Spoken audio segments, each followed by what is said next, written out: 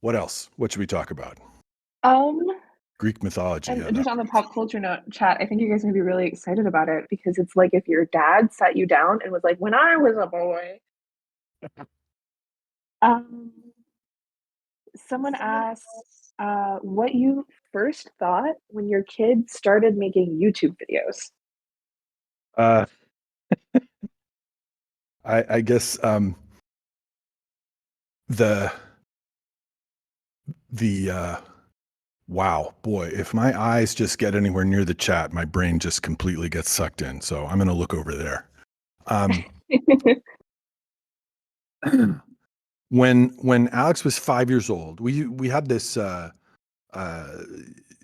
computer in the kitchen that was set up because I always wanted things to be more, anytime there's a screen, it has the possibility of being isolating. So I wanted to try to make all the computers be in common areas. So worst case is if everybody's on the computer, then they're all in the same room on the computer. So I had this computer in the kitchen and I used to play Rise of Nations on it. And uh, back when Technoblade was like in kindergarten, he would see me playing that game and he would come up to me and say, "Dad, can I play that game? Dad, let me play that game, Dad. Please. Please, Dad. Please, I want to play that game so bad." And it's like a real-time strategy game that's super complicated, and I couldn't see any way that he could manage to play that game considering that he couldn't even read yet. And so I put him off, and after 2 weeks of him like begging me nonstop, I was like, "Okay, we'll try it. I'll set you up on it. We'll see what happens." And like a week later, I was watching him play and I was saying to myself, "Wait, how did you know that city was getting attacked? How did those guys manage to do that thing?" He was just insane um, with video games from the very beginning. And then he started doing Roblox and he started asking me about programming Lua, which as a programmer myself, it was just like the most exciting thing. Oh boy, my son wants to know about programming. So that was interesting to him for like, I don't know, 4 or 5 months, and then he was just more about the video and stopped being interested in programming. It was sad. Except not really, because what we got instead was pretty cool. And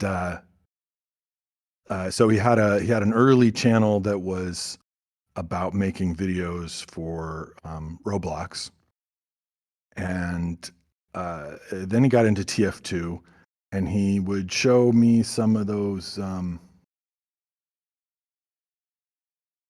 like YouTube videos from guys like back in the day, um, Star and Lazy Purple, and it's like, I gotta admit these are kind of entertaining, but I told him I was very clear from the very beginning.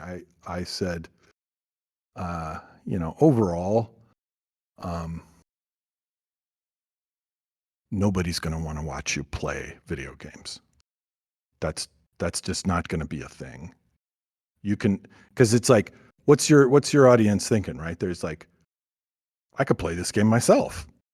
You know, you could just play. You don't have to watch somebody else play. So I didn't think that was going anywhere. So I was very clear with him about that. As it turns out, I might have been slightly mistaken because you know, you guys know how it turned out. Um, so what did I first think? I guess I think the thing that was the biggest like mind blowing moment for me was poking around Reddit and finding people cosplaying as my son. I mean, if you think about that for a minute, it's like, you got a regular family, you're sitting around the house, and you get on the internet, and there's like a collection of people, all of whom are dressing up like my boy. It's like, what what is happening to me? It was like a Grandpa Simpson moment. Like, I don't understand the world anymore.